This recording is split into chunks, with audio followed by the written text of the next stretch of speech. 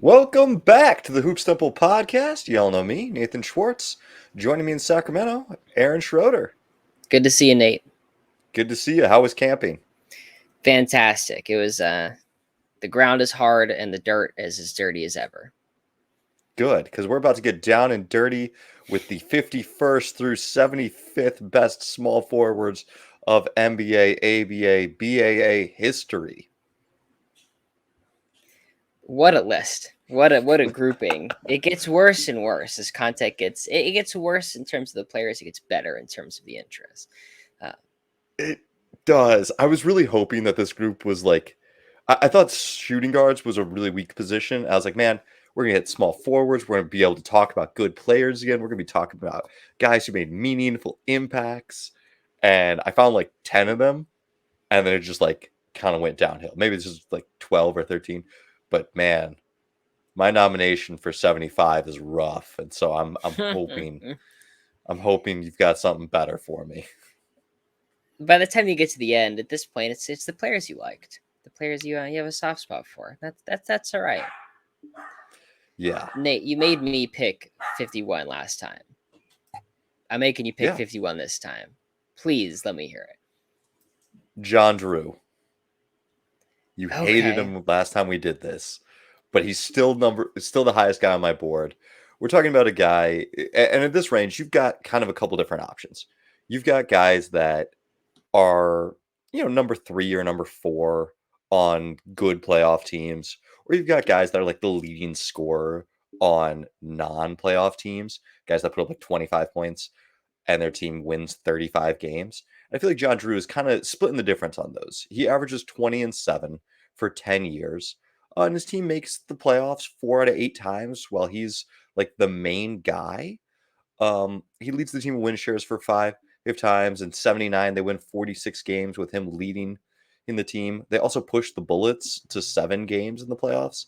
Like, I think he's a good blend of I am the leader of my team. I am the leading scorer, and my team isn't garbage.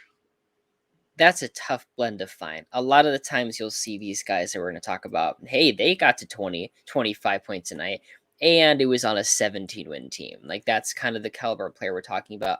I think you're making the right call, Nate. I did have him one spot down just because Okay. I liked my first nomination, but John Drew, also the very first player to receive the lifetime ban from David Stern for substance abuse. Yeah, that does Um, happen. it does happen. Someone It had to be doesn't the doesn't hurt first. his case. Yeah, that's true. He's still given us 20 points and 7 boards for an entire career. I got a quote from his teammate Dan Roundfield, the power forward, who said Mm, that John Drew will get you 22 points in his sleep. yeah, and he will. He did. Now the playoffs, he does take a little bit of a dive. Despite averaging 20 in the regular season, he averages like 15 in the playoffs. But still, we need someone good enough to get you there, and I don't think a lot of the other guys are good enough to get you there. There's But one that's possible exception who I'm interested to hear. Was he your 51? Who is your 51? I had Doug Moe. Oh, okay. We'll talk about that. But I was gonna say at this point, if these guys are good enough to get you to the playoffs, it is so rare that they hold that level of play. Because they're Hmm. probably overachieving and then it kind of comes down a bit because they're not really great first options and then the defense tightens up and it gets a bit harder almost for all of these guys. Then maybe they're 20 points in the regular season, they're going to be 17 points in the playoffs. Yeah. Interesting to hear that you had Doug Moe. The Doug Moe case is pretty simple. He's just to start with some background stuff. He's a part of the gambling scandal that gets Connie Hmm. Hawkins. But when he joins the ABA in 68, he is second in MVP voting. And he takes his New Orleans Buccaneers, if I remember correctly, that is right, Hmm. New Orleans Buccaneers, to the finals. They lose in 7 games to Connie Hawkins. So he's second place in MVP voting, 1 game away from a championship. He's almost the best player and the champion of the first year of the ABA. If he just had that 1 game flips, a few votes flip, we're talking about him much, much earlier. Um, but then he wins the 6-9 championship anyways, averaging 20 points, 8 boards, and 2 assists on that Oakland Oaks team. So he has Yeah. a ring. second place MVP finish. At this point, none of these guys are even close to the MVP conversation ever in their dreams. We're lucky if they're even all NBA or even all ABA. It's early ABA stuff, which definitely hurts his case. But he is just so good to start. And he joins the league at age 29, and so his decline into his 30s is pretty reasonable. It's super fast. Like it's expected because of the age, but it's just so fast. I struggled with him. I ended up actually placing him much lower. Um, just because it's really good first season ABA, second season ABA, he's no longer a top of 10 guy. Like goes from 2 to outside the top 10 to outside the top of 20, like 1, 2, 3. He's It's still just such a second team all ABA in 69 with the ring. it's so 10th in MVP voting. It's a brief. I'm interested okay. to So see he's number 10. Yeah, sure. Maybe he's number 10. Who's your 52? Maybe we can compromise. So my 52 is going out on a bit of a limb. It's Brandon Ingram. Wow. And it's a skill-based case because the accomplishment has not been there. But for the No. last 4 seasons, we're looking at 23 points per game. Much tougher era, much higher level of competition. He only made the playoffs one time. The playoffs, he is fantastic. He's averaging 27, 6, and 6 with 58% true shooting. Like, it's nowhere near the accomplishment of Doug Moe, but it's against a lot harder competition, and it's against a stacked Western Conference. And so I wasn't quite sure what to do with Doug. I kind of waffled with him. You really feel confident, or you feel strongly about having him that high? I do feel strongly about it. I feel like it's good ABA stuff. And had he been allowed to play earlier, given his gambling issues, I think it's a much different conversation. Not that it really changes anything. That's just too early for Ingram, Okay. unfortunately.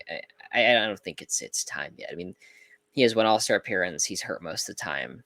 Yeah. Nothing really comes in the playoffs. I think it's good to get his name out there to say, hey, we're talking about early players or current players, but Yeah. Ingram, I feel like if he had played the last 2 seasons as full seasons, mhm. or even the lockout year and the shortened season, he gets like 67 games, which in a shortened year, that's great. But like he's got 4 good years under his belt. The last 2 have been short years, and the 2 before that were shortened seasons. And so it's just I wish we had something better. But as far as like skill and talent, I feel like he's one of the highest skill and actually one of the higher peaks of the guys left. Sure thing. I mean, his ability to be the number one guy on a team that's probably pretty good. He has that, and will probably show us that this season, hopefully, Hmm. given Zion's health. But maybe at the end of this next season, it's a whole different conversation. Can we do Doug Moe? Are we good with that?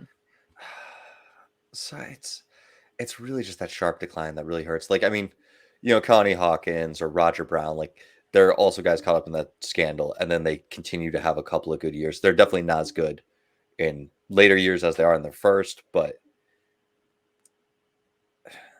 if if Doug Moe had only lasted 5 games of that finals, how would that change your thoughts?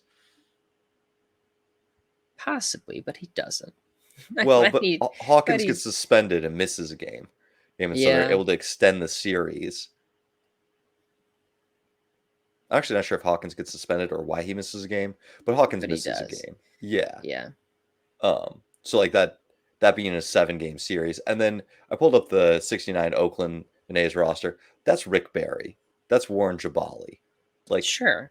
No, sure, but they would. I mean, Rick Barry gets hurt, and then it's Mo in that starting small forward spot, and yeah. they finish out that season, and he's crucial to a championship, and then you're not finding that anywhere else Yeah. here. All right. All right. We can Thank you. bump Doug Moe in. It's early. We don't need to fight that much about these early guys, even though I had him down at 67. So that put me back on the board for a nomination. I believe so. Actually, I've got Ingram out there. Ingram's still my next highest guy. Who else do you have? Who's your nomination now for 53? Ooh, all dang. Luol Deng. Okay. Okay. Make the case. Dang leads the league in minutes twice. And I know that's him being a Tom Thibodeau poster boy, but those Bulls teams are good. In fact, the 2012 Bulls are like 50 and 12, and he's Mhm. out there for 90% of that season all the time. They're one of the best defenses in the league both of those years. And he's out there really leading those defenses. He's a leading scorer on the 2013 Bulls. He's rebounding, he's playing great defense, he's facilitating a little bit at the wing spot. You're getting 15 points, you're getting great defense, you're getting 7 boards on pretty solid teams from like '07 to 2013. But really, those 2 seasons, I just think it's cool at this point when good teams are like, that guy has to be out there. They need him on the floor. And they did. And the Bulls have a good roster, but in 2013, Ding's their best player. You know what's funny to do and going back and looking at that 2012 of season? Hmm. Can you name me all of the small forwards on that 2012 roster? Man. Is Rip Hamilton playing small forward at that point? Rip Hamilton is primarily a shooting guard at that point. Kirk Heinrich is still a shooting guard. He's might playing point guard at that point. Kirk is not on Mike, the team. no, Mike Dunleavy? Too Mike early? Dunleavy is not on the team. 2012. I have no idea. You've already named them all.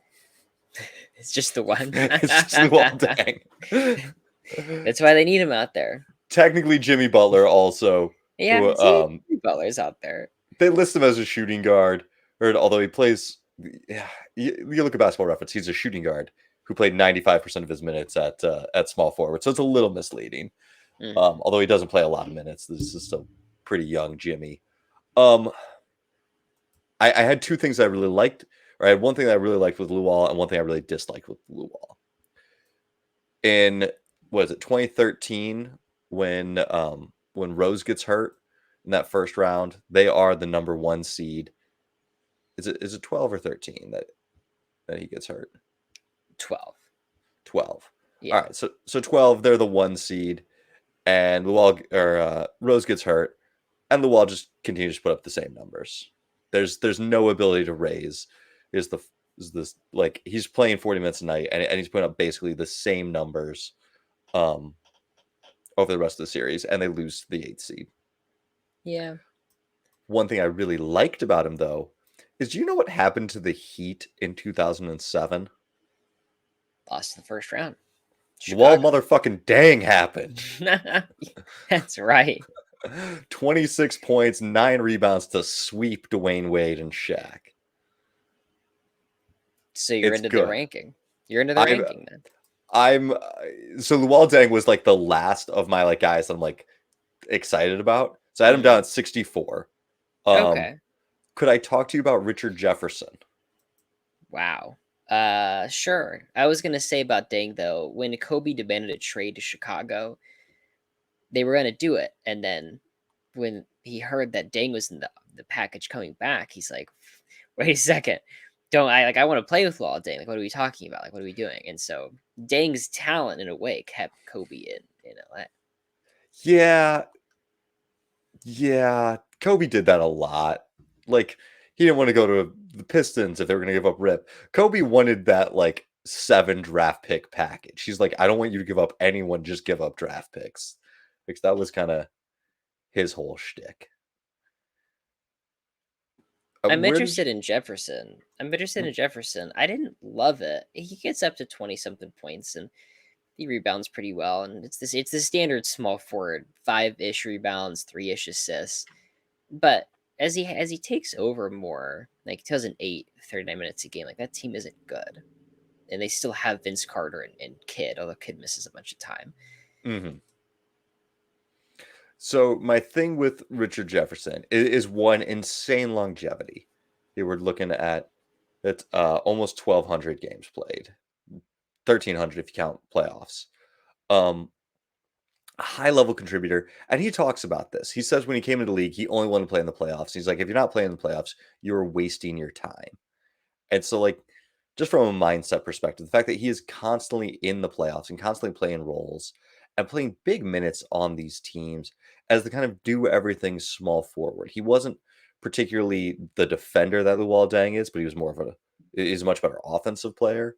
I think he's a blend. He's not going to be your pure scorer or in the way a lot of guys on this list of Kelly Tribuca would be, but he's also not going to be a pure defender. He does it all, and it's just constantly in deep playoff runs and plays a big role.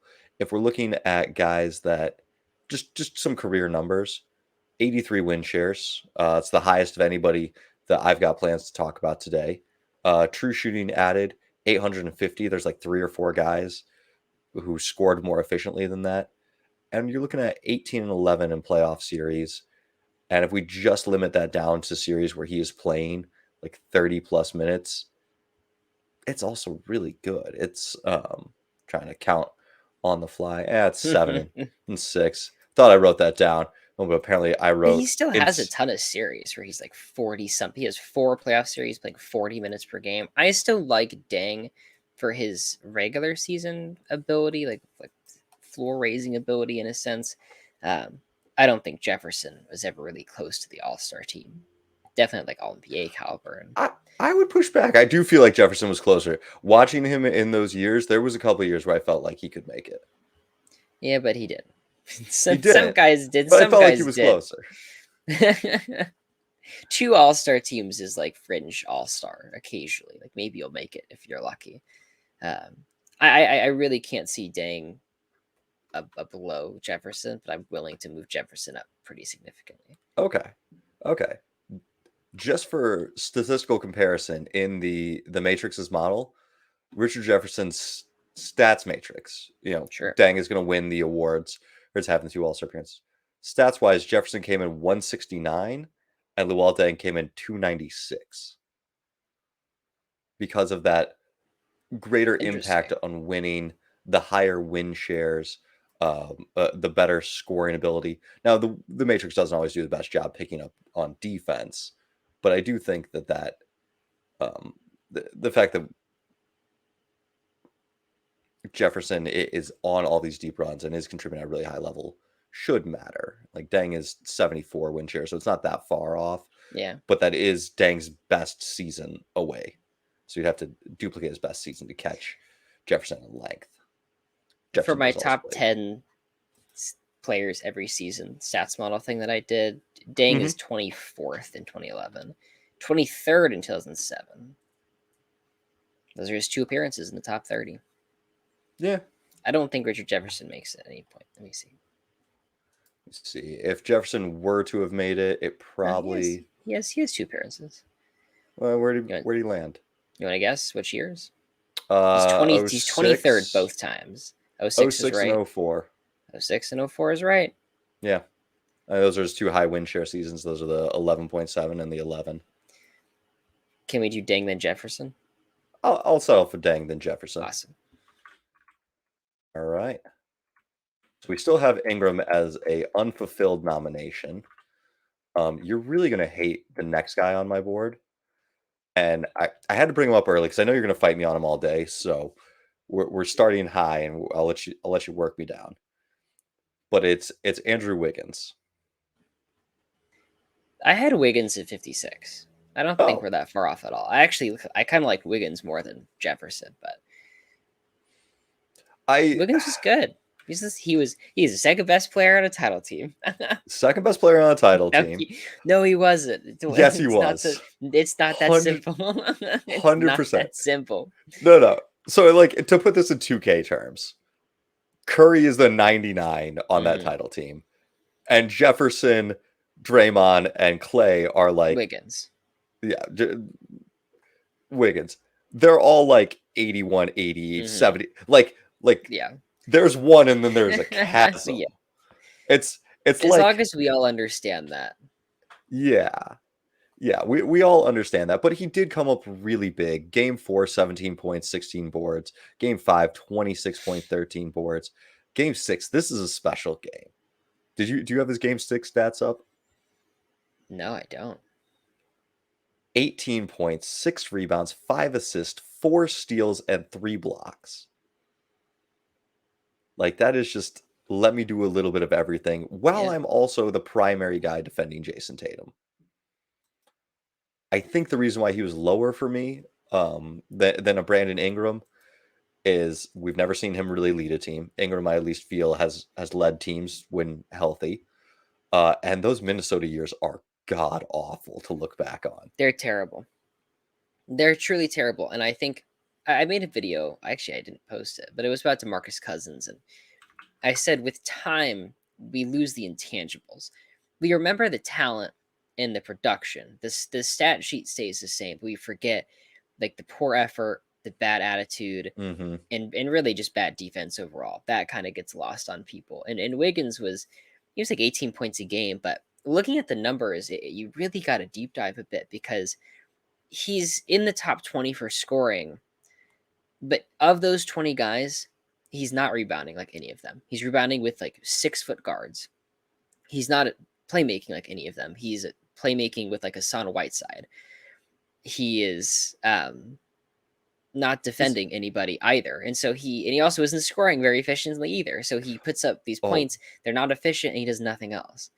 the scoring inefficiency was just dramatic to look back on. Like we're talking 52% true shooting. It's Like that not good. is Wasn't good at any part of scoring.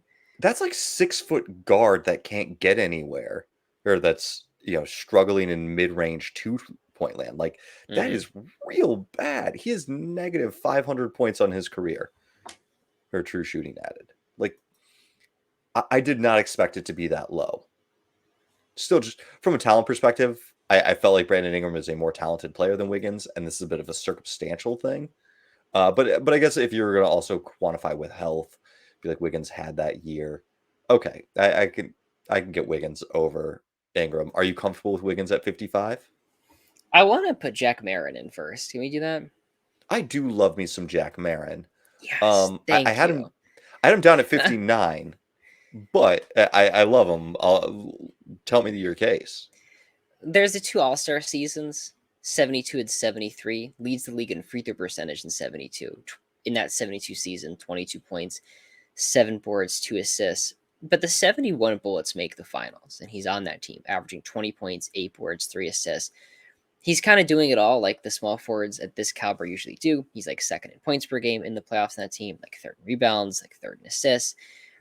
But a huge game in the conference semifinals, game 7 against the Sixers, he goes off for a team high 33 points and 16 boards with 4 assists on 11 to 22 shooting.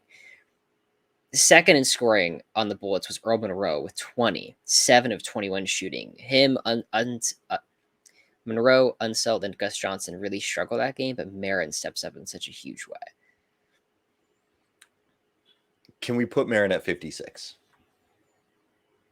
I just feel like he is guy 3/4, depending on how you Yeah. feel about Gus Johnson on that team. Whereas Wiggins is more guy 2. God damn it. Yeah, sure, we could do that. It's another fun thing about Jack Marin is he is traded straight up for Elvin Hayes. Like that's how toxic things got into Houston, where it's just like we will give you Elvin Hayes. My other knock on Jack McMarin is that his playoff success record is not that great outside of this series or this run.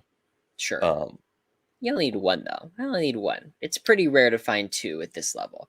yeah, but we're talking 2 for 7. The run that you just described was both of the wins, Yeah. and the rest of his career, there's no other playoff victories.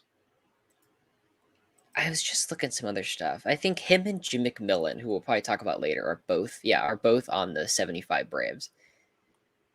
Are They they? both make their way to the Braves to play with McAdoo. Jim McMillan made the list for you? Yeah. Where did he land Yeah, for pretty me? soon. Nah, not that soon, but kind of soon. Yeah, he's on mine too. Back end, Yeah, he but should be. He should be. Yeah, back yeah, end. yeah. I squeezed in one of my favorites too. You're gonna have to.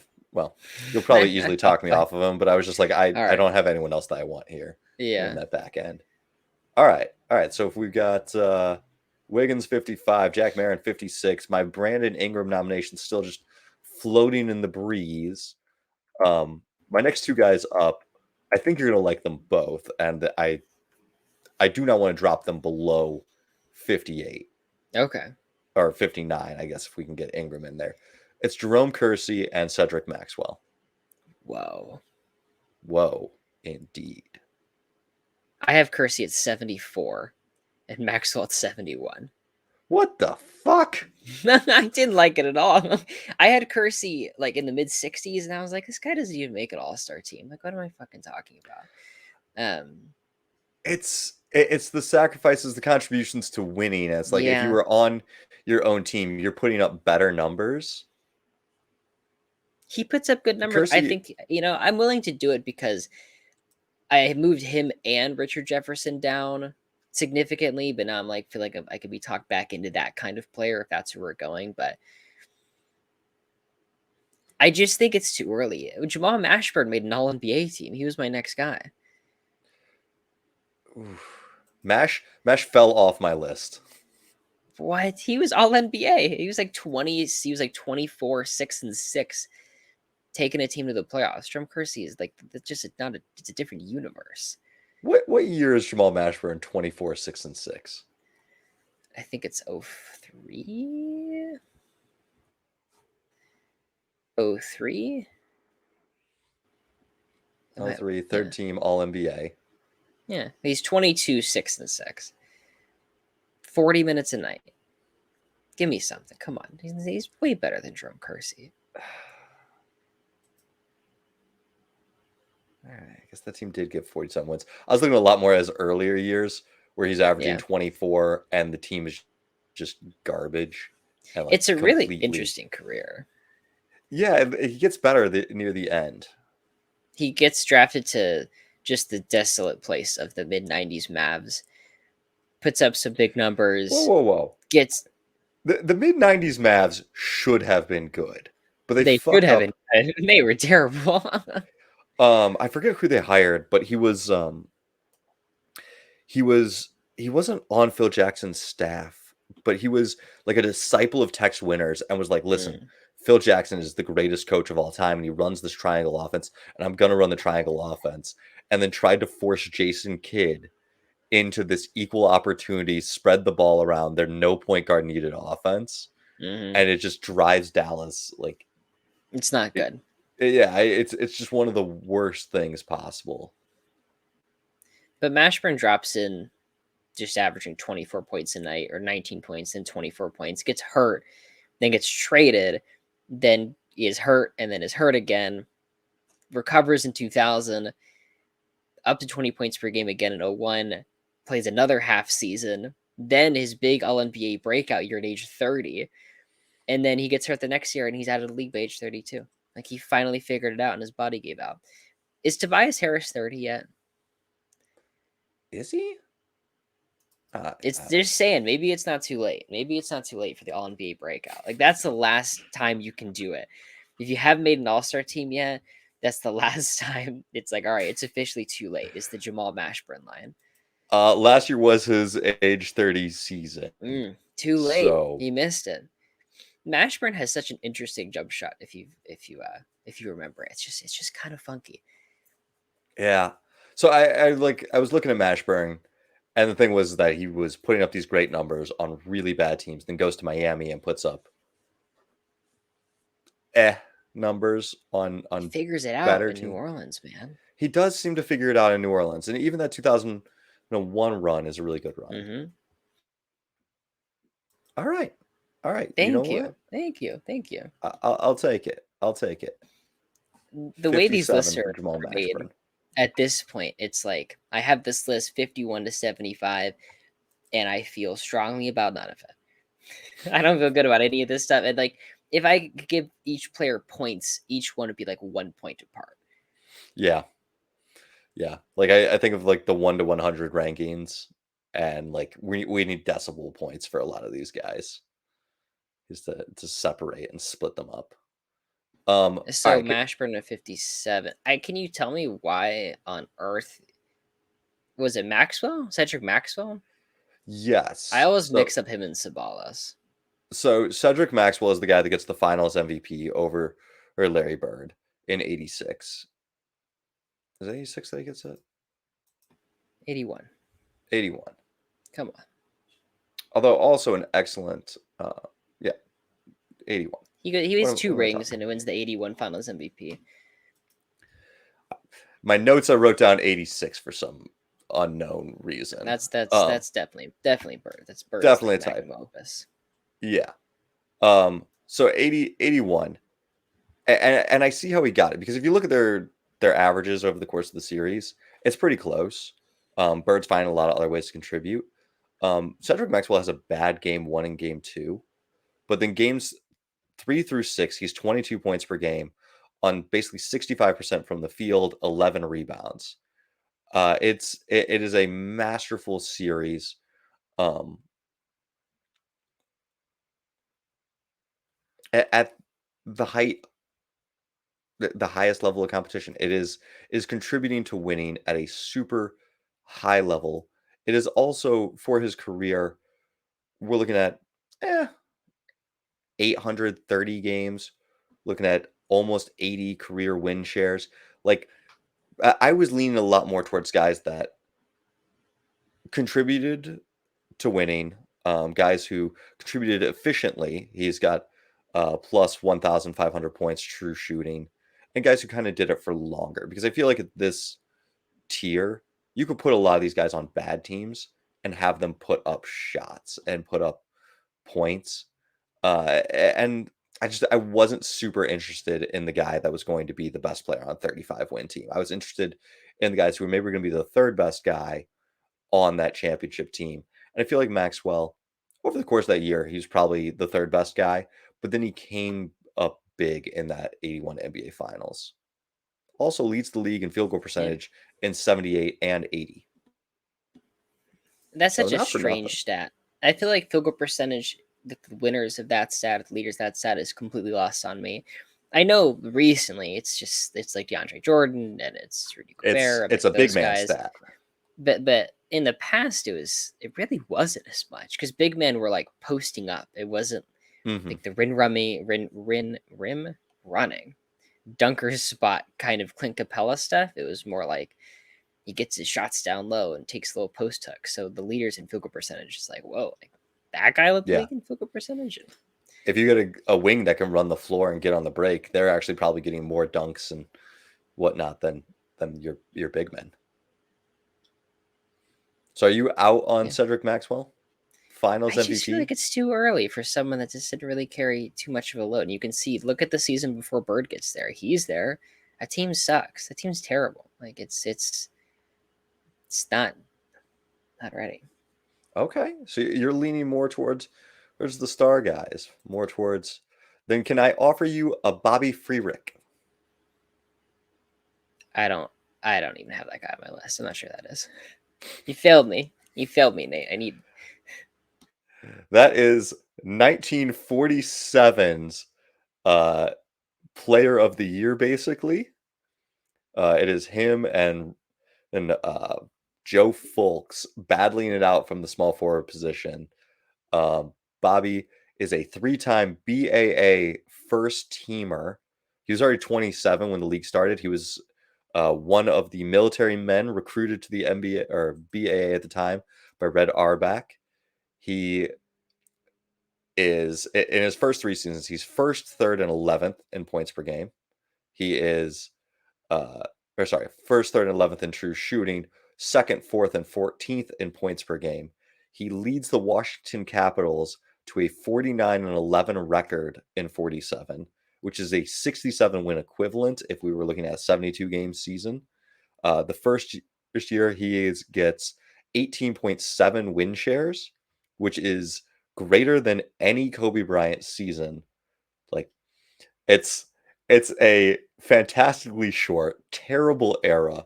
But if you want a guy that probably could have been the MVP if they I'm had in. MVP, it's I'm in, Bobby. Nate. I'm in. Put him down. 57. All 58. right. 50 yeah, 58 because you locked in Mashburn ahead of him.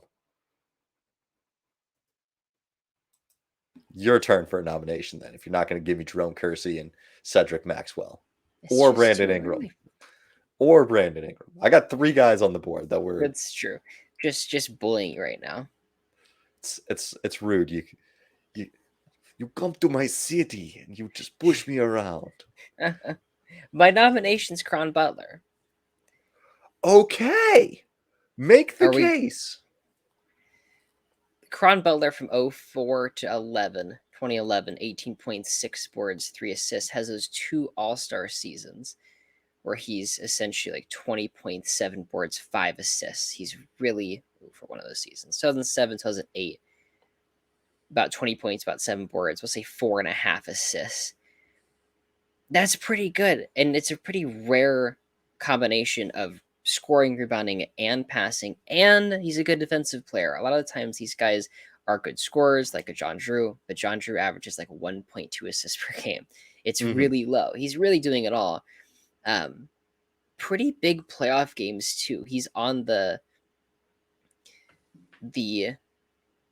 Wizards when they go up against LeBron, and he has some pretty nice playoff games. 2008 against LeBron, game 5, 32 points, 9 boards, 5 assists. 2006, game 5 against LeBron, 20 points, 11 boards, 5 assists, and 4 steals. Also has a pretty crazy game 6. They lose by 1 point. He plays 52 minutes against LeBron James and the Cavs, 18 points, 5 assists, and 20 rebounds. Arguing for the Schmedium Big 3. The Schmedium Mm-hmm. 3. Do you want to guess how many Arenas. career? You want to guess how many career playoff 20 points per game nights he has? How many times he scored 20 points per game in a playoff game? Sorry, how many? Not per game. How many times did he score 20 points in a playoff game? 50. 11. So Okay. Karan was the guy when I said earlier you're gonna have to talk me out of a guy that I love, Mm-hmm. because I love Karan Butler. That one season in LA was fantastic. His actual playoff the year before he gets to LA, it looks like a down year from the regular season perspective, but then he actually bounces back and has a good playoff run. I feel like that this is too high for him. I know he is a 2-time All-Star, but the numbers really just Mm-hmm. don't back it up. I think that's a lot of the East having a weaker All-Star selection and at the time, and it's just, Okay. hey, he puts up points. The defense And is rebounds. good. And assists. And he defends. Maybe I am underrating him a bit. He's third in 07 and fourth in 08 in steals per game. Mm-hmm. It just,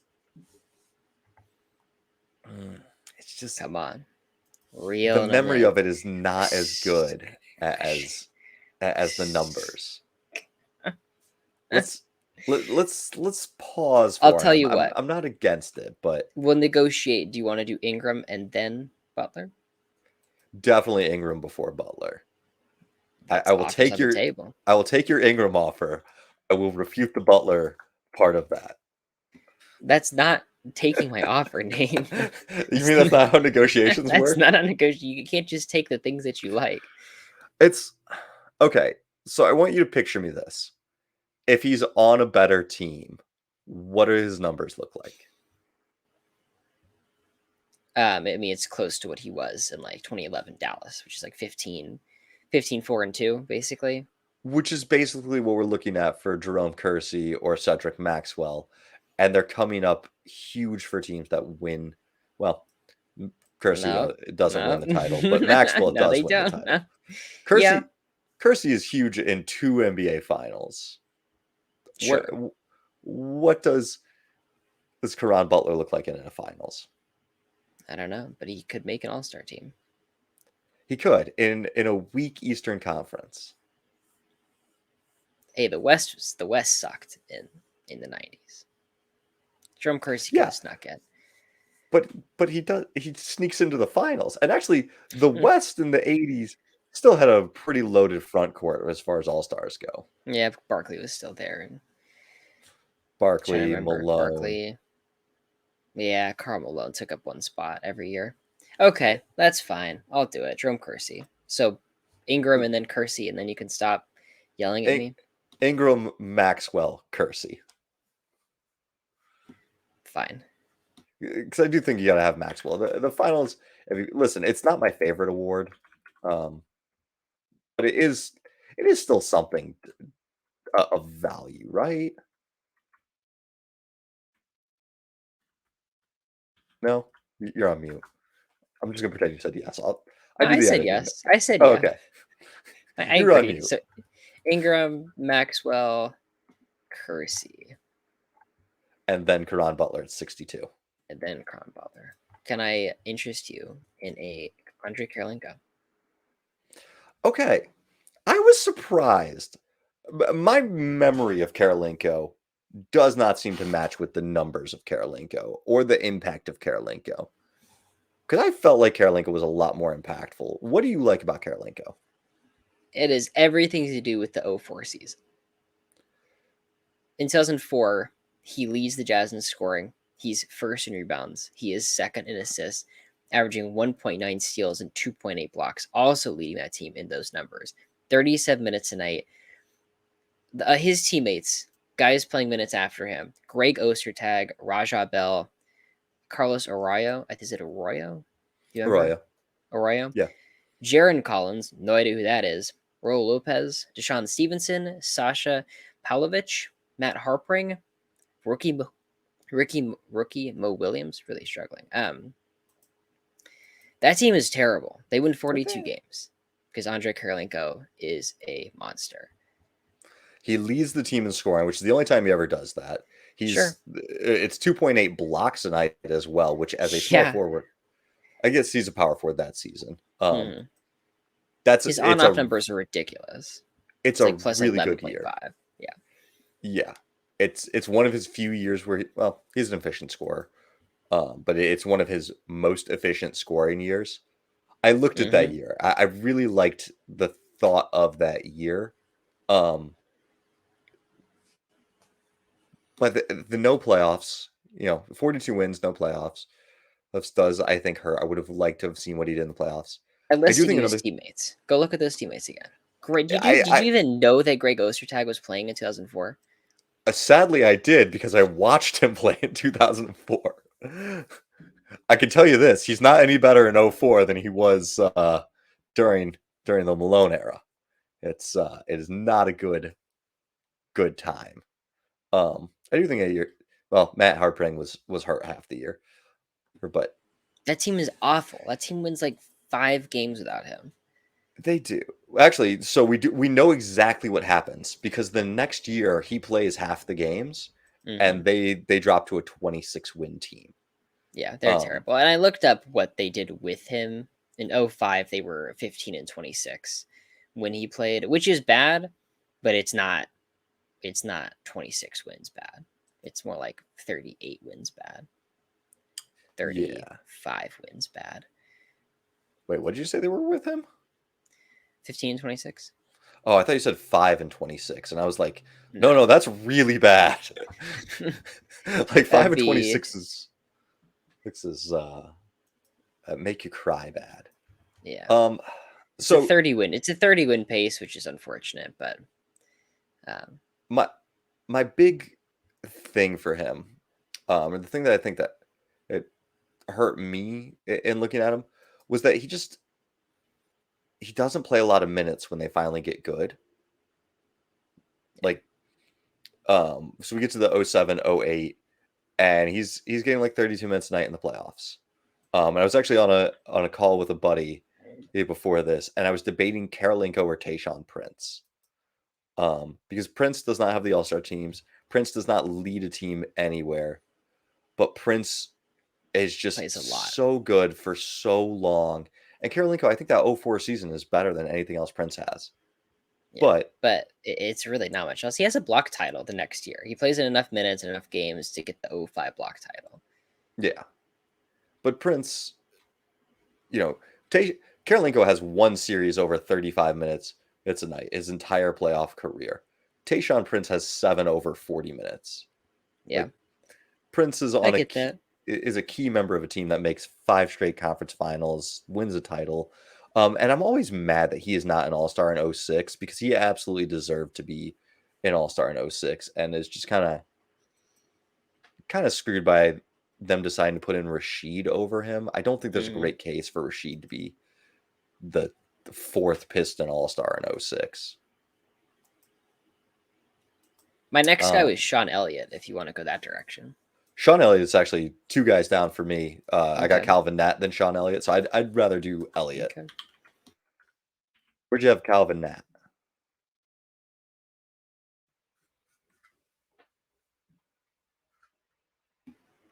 A bit lower, just a bit lower, but I respect the seasons he had. Great scorer.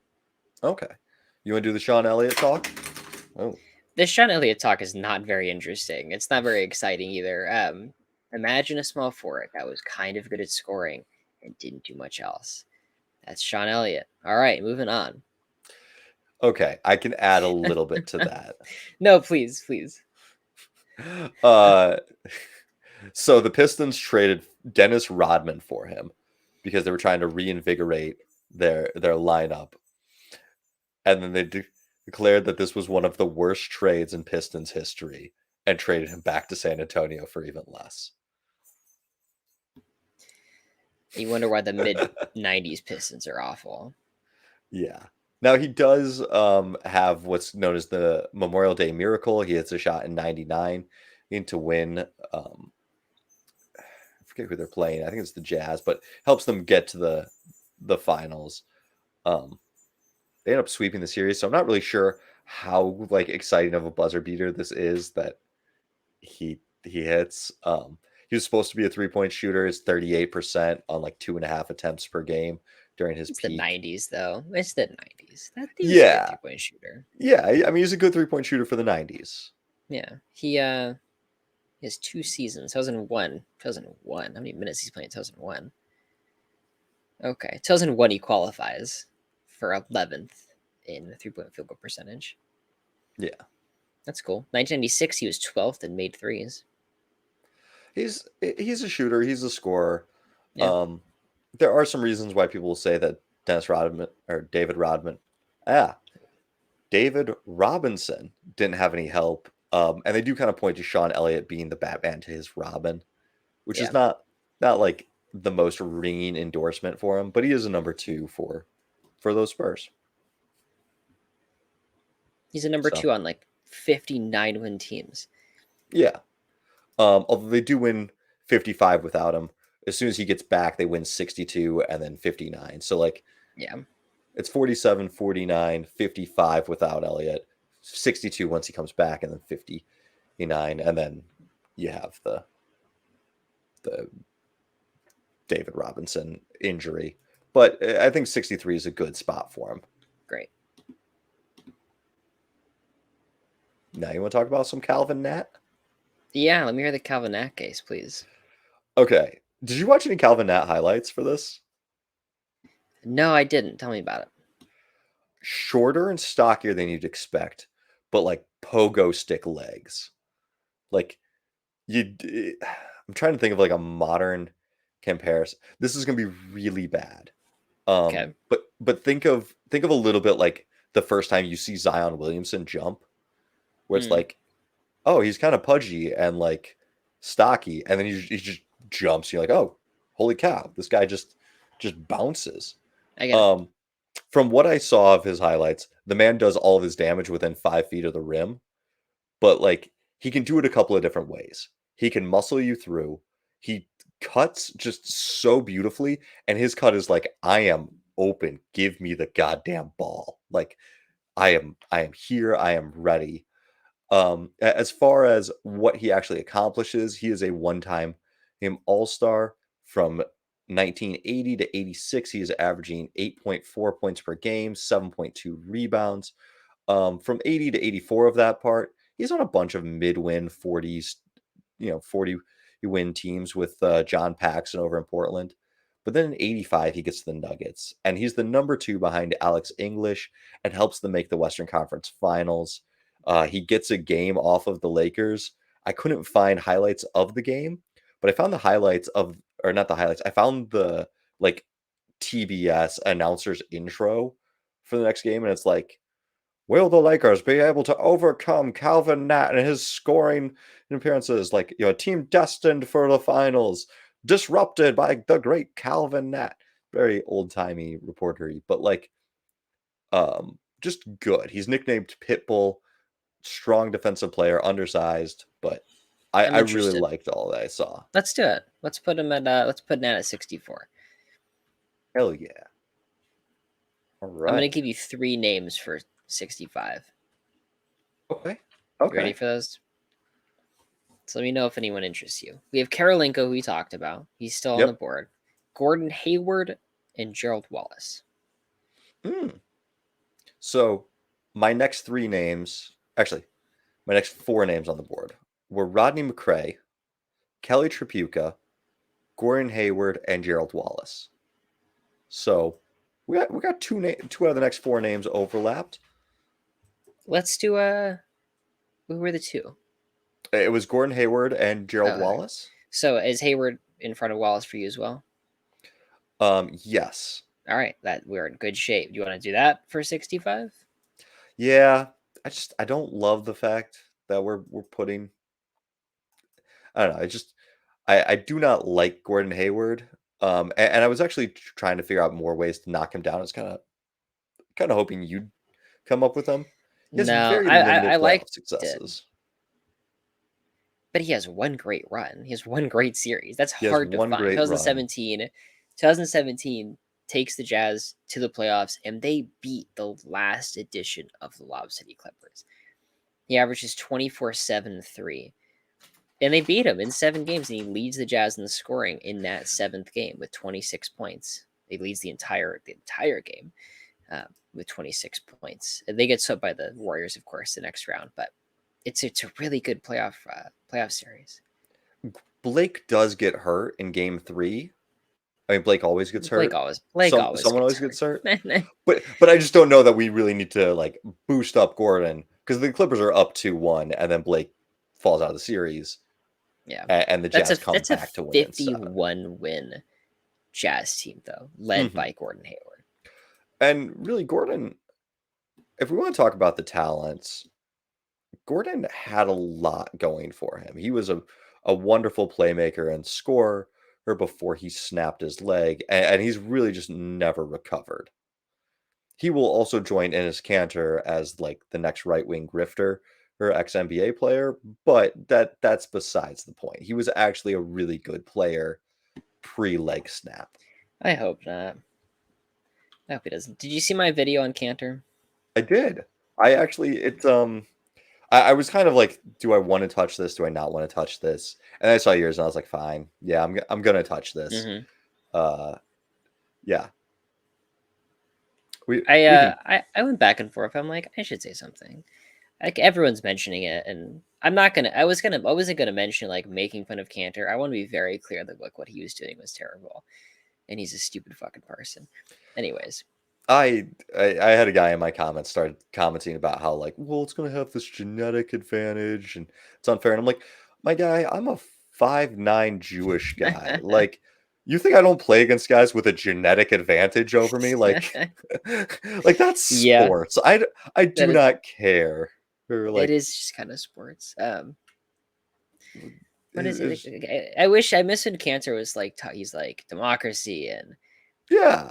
no more dictatorships in Turkey, and now he's like, you ever consider that we should harass trans people? Don't What's worry, going he's not on? homophobic though. It's just that he's a Yeah. women's. Yeah, no, Oh my god. Oh my god. just absolutely awful. But Okay, can we do Gerald Wallace at 67? Crash. 66. What? Nat was 64. Oh yeah. Okay. All Hayward right. 65. Well, can we sneak in Karolinko before then? Because I had it written down. Can I sneak Prince in? Fine. Fine. It's just the Prince. Prince has.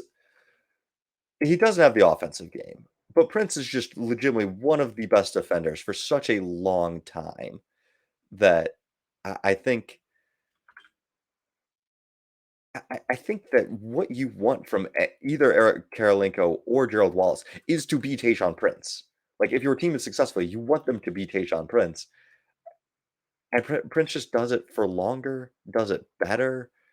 Like, Yeah, Prince, I'm in. Sure. So we have Calvin Nat at 64, and then you're not, Hayward at you're 65, not going to Prince let at me ramp on 66. Prince? No, you are. You have been. You have been. Okay. Okay. And then Karolinko at 67. And then Wallace is 68. Sure. Awesome. Sure. Man, that's a tight defensive cluster. Yeah. It's a really fun it's a fun group when you start talking about like the kind of defensive specialists. Gerald Wallace, Crash, G Force, just an awesome player. Has that pretty insane 2010 season for Charlotte. It's an actual kind of a good Bobcats team. I know that's Mm-hmm. hard to imagine, but he's 18 points and 10 boards, 2 assists with 2.6 stocks, blocks, and steals combined. But he has a steal title, 1.4 steals for a career, zero point 0.8 blocks. He's flying around. I remember Gerald Wallace playing for longer, like being like the old man, but I just feel like injuries and his game not Made him being seem great for the old. modern, like made him seem like, oh man, like Gerald Yeah. Wallace is out there. But he was 32 in 2015. I thought he was like 37. Well, I mean, I was 15 years old when that happened. And so I thought getting into the NBA, like, oh, Jared Wallace is really old. But You guys drafted him in your all-time Mhm. Sacramento draft, which I think is I did. preposterous. I think Well, this I is took him. preposterous. I took him. I want. Well, I couldn't. I can't have too many scorers, Nate. It's only one basketball. Yeah, but he played like 5 minutes a night for Sacramento. No, he played 10 minutes a night for Sacramento, and it was really important. I'm not taking him. I'm not taking. It wasn't like a legacy pick. It wasn't. Um, we weren't drafting these teams on how good they were. We were trying to craft a functioning Sacramento team. Didn't you guys leave Doug Christie out? No, I took Doug Christie. Okay. Okay. I took Doug Christie. We got everybody. I mean, we went a little bit deeper than I anticipated. We ended up going 2 more rounds, 2 extra rounds. Um, the only one we kind of we blanked on and that just slipped through was Ron Artest. Hmm. I took him. I drafted him, but it was towards the end. I'm like, oh my god, like we forgot about Ron Artest. And Sharif Abdul-Rahim. No, I didn't forget about. I did not. I didn't forget about Sharif I Abdul-Rahim. know you didn't forget about Sharif Abdul-Rahim. All right. Okay, go ahead. Well, so now we get Mr. 69 in. I've got three nominations. I know you're gonna really like one, so I'm kind of hesitant to bring him up because he's my third back guy. Mhm. But I got Rodney McCray, Kelly Tripucka, and Jalen Rose. I like McCray actually. I like Rose. I ended up looking deeper into that, and I think you're right. I had him a bit higher, pushed him back a bit. I like Rodney McCray, great defensive player. Helped the Rockets make a finals. When you were doing this, did you stumble into the oral history of the '86 Rockets on Grantland? No, I did not. So Grantland's got an oral history of the '86 Rockets. And they're basically like, yeah, we beat the Lakers because we put McCray at the top of the key and ran our offense through them. And the Lakers could just never figure out quite how to both defend him and keep a guy on Hakeem and Ralph Sampson. And if you look at it, games 2 through 5, he's averaging 11 points per game, but 9.5 assists per game and 8 rebounds. Like McCray is just all over the place. There's an alternate timeline where Rodney McCray stays healthy, doesn't have any off the court issues. Ralph Sampson stays healthy, doesn't have any off the court issues. And the Rockets battle the Lakers for the entire 80s and 90s. Well, not 90s, but the entire 86 up until like 90, 91, 92. And Hmm. it's Magic and Hakeem over and over and over again. But with those guys falling out, the Rockets just could not replace them. I'm pretty sure, is it McCray traded for Thorpe? Yes, McCray is Yeah, traded for Otis Thorpe. yeah. But he breaks down towards the end of his career, and I couldn't find anything about that. I only found something. It was a description of an interview that I had to pay for that I did not pay for, but it said Rodney McCray talks about his injuries and off the court struggles during his NBA career. His Wikipedia says nothing about that, but it lines up with his pretty dramatic fall off. Hmm. Yeah, that tracks. But also, he is all defensive first team in '88, second team in '87. Like, kind of fits with our theme of sticking with great defensive small forwards. Sure thing. Also, 4, 5, 6 assists per game. might have lied about the 6 assists, but sometimes in the playoffs. Yeah. No, I mean they could run it through him. I found a quote on him saying he's great all around player, consummate pro. He is strong enough to play the 4 in some lineups, and a good enough passer to play the 2 or the 1. So, streaky shooter, but kind of did the other things. Which at this point in the list, these guys aren't your number 1. These guys are probably not your number 2. So I want the guy that can kind They of do a lot more of may the be other your things. number 3. Yes. Maybe your number 3 if you're lucky. If you're really lucky, they're your number 4 and you're in great shape. Oh I God. have a If these guys are your number 4, I mean that's what Tayshaun was for the Pistons, and yeah, I guess he's actually their 5, and that's why they're 5 straight conference finals. I have a great nomination for the next guy. Okay. Kansas City King legend Scott Wedman. No. Yes. Yes, he should be. He should be on here. You hate the Kings for some reason. I don't know why. We didn't beat you guys in the playoffs ever, so this disdain is unwarranted. The 1980 Kansas City Kings. Wedman's an all-star. He's 19 points a game, 6 boards, 2 assists. They win 47 games. That's important to note. Come playoff time, he is the leading scorer on the team, 23 points, 7 boards, and 3 assists. Then the next season, they win just 40 games, but they have the big conference finals run, with Wedman averaging a nice 21 points, 6 boards, and 4 assists. Plus, he's an all defensive caliber player. He makes an all defensive team. The all defense is nice. Playoff run, all defensive teams, all star on a winning team. What else could you want? That's fair. His 76 year is definitely not good. It's an all-star on a 31 and 51 win team that has Tiny Archibald, Sam Lacey, and Jimmy Walker, and they can't win 40 games. I don't know how that happens. What do you know about his tenure with Boston? I remember he's on those teams because I played 2K, and I'm like, Scott Wedman. I know that, and he's coming off the bench basically. Has 2 rings. Deep bench, deep Yeah, bench. for sure. I'm not entirely against it. I did have him quite a ways down, but we're splitting hairs, and I He's do got want to to be get top 75. okay. We can get him top 75, but All maybe right, not thank you. 70. All right. Um, my next 3, Kelly Tripucka, Jalen Rose, Xavier McDaniels. Any thoughts there? Xavier McDaniels used to walk around the locker room fully erect after games. What? He did. I was trying to figure out some joke to make after that. I just couldn't. He would put The Pistons were not firing enough to figure out how to turn this into a joke. off of pure desire and joy of the to win. They succeeded in winning a basketball game. He would get as hard as a rock and put a towel on it and then walk around. I think that might be drugs. I'm just saying that's worth something. X-Men's an exciting player, though. X-Men's I'm an more. exciting player. I have him above Tripucka, and I have both of them above Rose. Really? You message? So, I'm gonna read the I text. messaged you, and Read. then I went back and I went over it with my brother beforehand, and I was like, I just think I'm overvaluing these guys who like the good playoff runs, but without like the body of work, and I moved him down a bunch. I think he's in the top 75. Well, all right. So we've got 6 names left that we Mhm. really, we're gonna get in. Can we at least narrow down that 6 names? Sure. You said Scott Wedman's in your 6. I have Scott Wedman. Do you want me to read mine or? Yeah.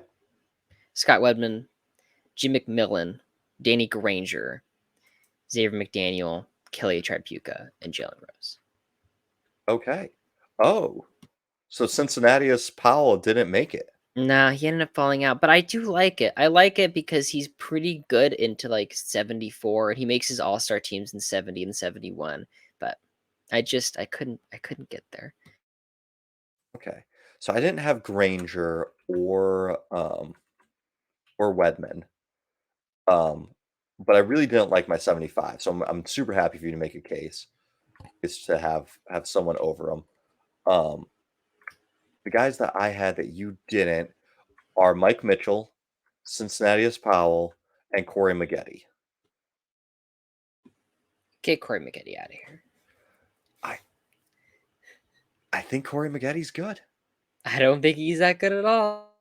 I don't think he's that good at all. Is it because their teams I didn't mean, win? how many? It's because they were terrible. It's the Clippers. I know, but if like his stats aren't good enough to justify being on a 25 win team every year. They're not 25 win. They got Uh, 28 and uh 04. 30 to 31. Yeah, 31 wins. 28, And when they 37, when they finally make the 47, playoffs, 40, 23. We'll skip over the 23. It's yeah. I know what you're gonna say. Is that 47 win? That is Elton Brand, and it is. But he's mhm, still the number 2 guy. And McGinty is a very efficient scorer. Sam Cassell. Sam Cassell. Yeah. Cassell's the second best player on that team. Okay. Okay. All right. So we'll eliminate Corey Maggette. He was the lowest of my guys. Okay, Is solid. that's fine. Um, what dropped you out on Mike Mitchell and Powell? Because we discussed them before this. The Cincy Powell, it's simply early ABA stuff, and he's not that great. He has one All ABA team that first season. There's no crazy playoff runs. It's not hard to be great in the 68, 69 ABA seasons, and he's just not at a high enough level. Mike Mitchell, it's one all-star team. I just wasn't that interested. It's a regular scoring, but not much else guard. And am I right on that? Do you see something else in Mike Mitchell, or because I Well, really, to be honest, I didn't deep dive on Mike Mitchell. I just wasn't as into it. so let's start with Powell because Powell he's all ABA in 68, which is the same thing that we were saying um about Doug Moe at the start of this. And Powell actually plays better as the ABA continues. I mean, not better than his 68 season, but he still plays well. He stays at about that level. I think he's no longer all ABA because you just get more good players. But like Mo declines, and I would say that Powell's ends his career at I would say a higher point than I um, just value what Mo did to start, which is like second place MVP, almost winning a championship, winning a championship. Powell has none of that. 71. He makes the finals and delivers a pretty good series, including Game 6 where he puts up 31 and 17. Yeah. I'm looking at Mike Mitchell again. I don't know. Maybe I was too harsh. He doesn't make the playoffs So in any of those Cleveland years, but he plays a lot of minutes. Like he's up like 39 minutes, 36 minutes a game on some playoff bound Spurs teams. yeah, the Spurs are really good. When he gets to the Spurs, and he continues to put up similar numbers for the next couple of years with the Spurs. He's got 4 playoff series, averaging over 20 Yeah. points per game. Um, did you notice in '83 they go to Game 7 um, a- and win by 40? No, I'm looking at it right now. I see game 6. Let me grab of that game because it was just like sometimes digging back, it's like what the fuck happened? I Um, think I was wrong. I mean, just off of this 83 conference finals versus the Lakers, 26, 10, and 1 on 54% shooting. That's pretty good. Do we yeah. undervalue Mike Mitchell? Sorry, it's a game 5 against Denver because it's best of Oh. 5. And I wrote down elimination game. I just jumped to game 7 in my mind, but Oh, yeah, I it's see an that. elimination game.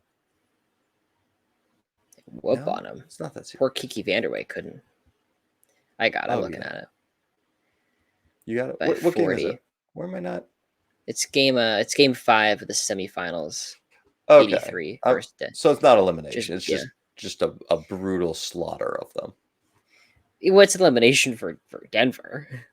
Yeah, they lose, they go home. Yeah, I'm just mixing they up get their Denver ass whooped. that year's Denver and the next year's Denver, where it's a first round, it's best of 5. Mitchell's terrible in this game. They 6 don't points need. on 3 of 12 shooting. They don't need him. I mean, they blow the doors off so fast just in that game that they just don't play Yeah, anyone. They're just like, okay, cool. Like Gervin plays 30 minutes that night because yeah. it's just out of reach. Okay, what are we doing? Yeah, yeah. What's I think Wedman should be the nomination. How do you feel about it? All Uh, defensive teams, cool playoff run, 2 All-Star cool playoff run. appearances. I'm fine with Wedman All in right, great. here. I'd like to eliminate Danny Granger from consideration. Yeah, but he's so good that one year. He's like 4th in points per game. He's so good that one year. But they don't make the playoffs. They're he's not able to get his team that high. We never see him contribute to winning. The No, we other couple kind of of years do. are We really do. bad. Yeah, 2012, 20 points a night to eliminate the Magic. 2011, 22, 5, and 3 okay. loss against the Bulls. I guess he's got He the has 120 3 11. straight seasons of 20, or like, we can lump in 2008. 2008 to 2011, 2008 to 2012, he's 22 points a night. Like, it's the one season where he's incredible, but he's still playing at a high level. So 2008, 36 wins. 2009, 36 wins. 2010, 32 wins. 2011, 37 wins. Who's his best teammate? Troy Murphy? Troy Murphy? Troy Murphy? Yeah. Troy Murphy makes one of these top 30s. He's got Rudy Gobert. He's got Darren Collinson. Like Rudy, which Rudy are we talking the about? other guy. Sorry, Roy Hibbert. Roy Hibbert. Rudy Gobert, That's Roy basically Hibbert. the same. It's Yeah, the basically same the guy, same. different eras. Gobert Um, hadn't, or Gobert. I'm doing the same shit. Hibbert hadn't taken off yet. 2009, Troy Murphy is 30th on my statistical model, behind Carmelo Anthony. Great. Can we It's a not? pretty. Can we knock out Danny Granger? Fine. All I right. think he should be in there, but fine. All right. So now we've got 6 names left. Jim McMillan. You want to knock out Jim McMillan, or you want to nominate Jim McMillan? I want to nominate Jim McMillan. Okay, I like Jim McMillan, and comes in for Elgin Baylor. Actually, the funny thing is, you always kind of hear that they're like, all right, we got to start Jim McMillan, and then Baylor retires, and that opens up the McMillan starting spot.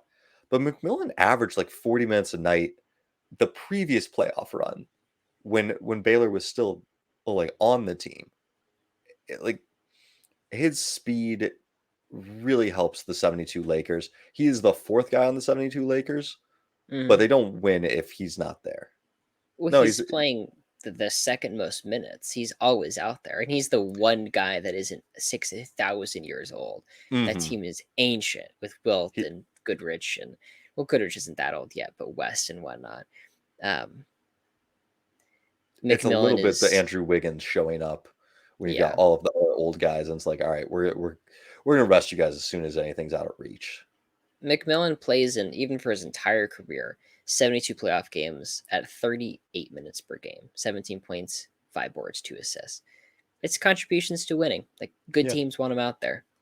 His teammate Keith Erickson says, Jim could run and fill the lanes with the best of them. Jim was young and eager. He's a perfect complement for the team. I'll take it. That's great. I think the next guy, I'm trying to find a quote. The next guy I had was Xavier McDaniel. Let me find that. The X-Man?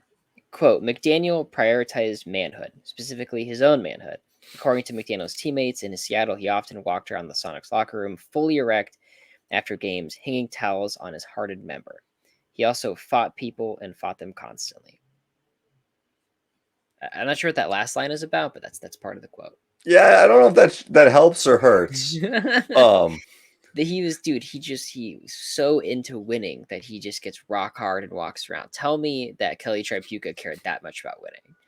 I don't think Kelly Tribuca cared about anything that I don't, much. I don't Um, see. Uninspiring.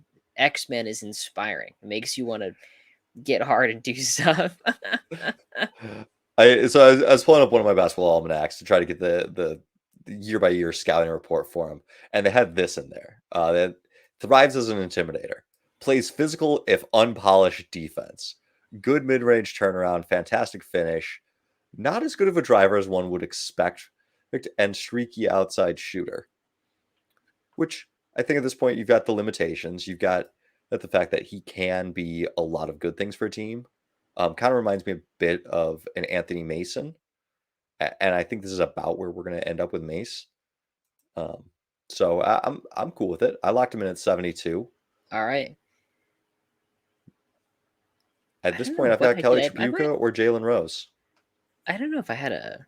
We took out McGranger. We took out Granger. So since he pals back on my top 75. Okay. I had Tripucka and then Rose. You want us to do that? Yeah. All right. Yeah. You want to make the Tripucka case? Dude scored a lot of points. Dude scored a lot of points. Absolute fucking turnstile on defense. Could not guard a garden gnome. He really couldn't, but he comes into the league, immediate all star. He was a 12th pick. Comes into Detroit, 1982. 50% shooting, 22 points a night. Next season, the team is terrible. He misses a good chunk of the games. Leads league in minutes, 27 points a night, 5 boards, 4 assists. Next year, 21 points, 4 boards, 3 assists. Puts up 19 points per game, then 20 points per game, then gets traded for Adrian Dantley, which I thought was really interesting. Just seeing the value he held. And then he's out of the league by age 32. He I also mean, puts up a barn burner of a 1989 season, back up to 23 points per game on a brutal 20-62 Hornets team. you know the Larry Bird quote about like you're gonna put a white guy on me, you're gonna defend me Yeah, with a white guy. That's tribute. Kelly Tripucka. Rex Chapman talked about that. He's like, yeah, we put Kelly on him. He went out for the jump ball, and Bird looking at it, at the rest of us like, you guys gonna put Tripucka on me? Put Tripucka on me? All right, we running. And 4 possessions into the game, Bird is posting up Kelly. In 4 possessions, he's got 2 baskets, a basket and one, and an assist. And we decided we had to put Kelly on someone else. The Like, 1984 first round versus the Knicks, Tripucka is 27 points, 5 boards, and 3 assists. So the production is there offensively, even if Bird is going to pick on him like that. yeah, It's pretty good stuff at this point of the list. I think it's a good selection. You want to talk about yeah. Jalen Rose? What you liked, what you didn't like? Because we kind of went back and forth on him. So the things that I like about Rose is that he can do a bit of everything. The things that I dislike about Jalen Rose is that he doesn't do any of it that good. Like, the Pacers traded Mark Jackson to bring in Rose. And their thought with this is that he's going to be a bigger guard, he can defend more, but also that he can still play the one next to Reggie Miller. Because at that point in Denver, he was averaging like 6.5 assists. And so they bring him in, and it's just like an instant flop. They end up having to go back and get Mark Jackson and back. Rose is supposedly a bigger wing. What is he? 6'8"? Yeah. six It's eight, long wingspan. But he's never like a good defender. He's average, maybe above average, but he's never good. As a scorer, he's never good. As a passer, he's maybe good for his position, but it's just like he does everything average to above average, but nothing well. has a great 2000 playoff run though, and for his Fant- size, I mean, he's playing small forward, power forward, some point guard at times. There's a yeah. great quote that I cannot find, and I don't know if he said this. I don't know if someone else said this, but it's like in the back of my head from 10 years ago. I think it's about if you can find this, let me know. I think it's about Jalen Rose and like the 04 Bulls or something, whatever Bulls team he's on. And that hmm team is not good, but the names are pretty fun, like a Jamal Crawford and whatnot. And I think he said in a post game interview that he's not sure why they're bad because he put this team into 2K and they were pretty good. And I don't know if he really said that. I don't know if I'm making that up. I swear to God, I remember it, and I It's cannot find it again because you look up like Jalen Rose 2K, it's a billion. It's a video game. I can't find that quote, but it's 100% false if it's about the 04 Bulls. 2K okay. wasn't a like at that point. EA Live, that was the game. There was still 2Ks in 04. Yeah, but people didn't play 2K. Like I don't know what whatever it was. He put it into the basketball game. Aaron, you want to go somewhere, or you're just sitting at your computer? What do you use to map that out? Was it the Knicks season? I think it was the 06 Knicks. Actually, you're not helping my metaphor. If you're trying to figure out the distance from something and you're sitting at your computer, you're not using your phone. Yeah. How are you going to map it? I have no idea what you're talking about. One more time for me. If you're going to pull something up to map it on your computer, like to map it, like to go somewhere. Yeah, to go somewhere. Yeah, like just like, hey, where is this? Yeah, Google Maps. Yeah. There was a time when everyone used MapQuest. That's what an NBA Live was. Yeah, so, I have a bunch of NBA Lives. I used to, I guess, collect in a way old 2K and Live games. I have a bunch of them. Yeah. So like if he's saying 2K back in 04, I think it's 06 because it's like Stephon Marbury and Jamal Crawford and Steve Francis. I mean, they get traded for each other and Penny Hardaway. That might be. I made the switch in 07, and like that's when it was like what are you doing with Live? Like you gotta get on 2K. Yeah, 2K was the stuff. Okay, we have one more spot. Do you want Cincy Powell? I'm willing to nominate Willie Knowles. No. If you're interested. All right. Not interested. That Knicks group is so interesting because Kenny Sears made this list too. He was on the back end, and there's all these like all-stars and Hall of Famers, and they just aren't good. They're just not good. Just not I got a Kenny Sears quote that I think you're gonna like. Sure. Playing against a team like Boston, who we played a dozen times, we just couldn't compete with them. And then when Wilt Chamberlain came into the league, we were nowhere. I think that you're like, oh, all right, you've aptly recognized that you guys were not good as soon as Bill Russell and Wilt came into the league. Good. So you want Cincy Powell at 75? I want Mike Mitchell. I'm into it. That's right. I forgot about Mike Mitchell. I think what he does with the Spurs is a lot more impressive than we give him credit for. The 81 run, I don't like being an all-star on a bad team. It's 24 points, but it's not that impressive.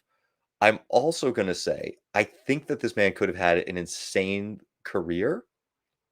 But do you know what his nickname is? I do not. Mitch the Stitch. Do you know why that's important? Injuries? Surgeries? Fashion. He designed his own clothing brand and leaves the NBA in 89. He was a part-time starter. He's getting 13 points per game, 22 minutes, part-time starter with the Spurs. Leaves the NBA in the 88-89 season to go to Italy to promote his fashion brand and be in that capital. Right? That's pretty cool. Plays 11 seasons in Italy, which I think is just the way to do life. You're like, all right, I got to make this transition to my next career because at this time, NBA money does not pay. I'm not going to be living off my NBA money. So he's like, all right, I'm gonna just play ball in Italy for 10 years, 11 years. Is he still alive? No, he's dead. He's been dead for 12 years. Oh, man. Shame. We could all be rocking Mitch the Stitch stuff. Yeah. Wonder if the brand survived him. All right. You want me to read these names? God, I'm scared too. I got it. I'm reading them. All right. So, 51, John Drew, Doug Moe, Luol Deng, Richard Jefferson, Andrew Wiggins at 55. Jack Marin, Jamal Mashburn, Bob Feerick, right? There's no R. There's one R. There's one R. Bob Feerick. Yeah. Bob Feerick, Brandon Ingram, Cedric Maxwell, Jerome Kersey, Caron Butler, Sean Elliott, Calvin Nat, Gordon Hayward, Tayshaun Prince, Andre Karolinko, Gerald Wallace, Roddy McRae, 70 is Scott Wedman, Jim McMillan, Xavier McDaniel, Kelly Tripucka, Jalen Rose, and Mike Mitchell. Great list, Nate. Great list. Good list. Join us next time. Well, next small forward time when we continue the Cincinnatius Powell. Maybe get some Corey Maggette, Terry Hito Turkoglu. Bissinger, Hedo.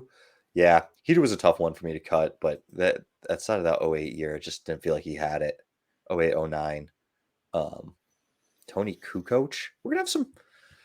We're getting into role players. For sure. I felt so strange taking Kukoc out. But honestly, if I had to pick of the role players, I would rather have Bowen than Kukoc. Yeah.